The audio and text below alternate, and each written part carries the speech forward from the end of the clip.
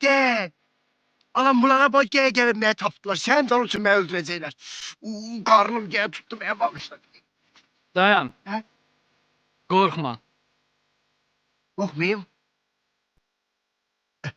Neçer korkmayın gelirler değil korkma. Gedək. Yaxşı gedək də. Mənə baxayım bunlar mənə burada döysələr sənin vicdanını nətər götürəcək o?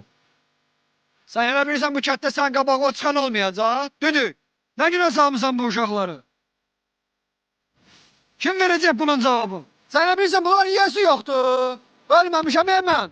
Ala mən neyləmişəm ki bu uşaqlara hə? Sən nə deyirsən onu? Ay dimdik.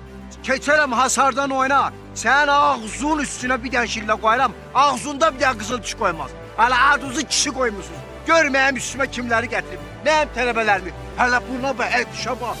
Ala tüpürcək. Sənə demədim ki mənim gözümə görsən mən, hə? Arada hasar var ki, üstümə... Arada hasar... Gələm, narahat olmayın, özüm gələm. Ay bırak gör neynisən də mən getdim. Gələm, salam aleyküm.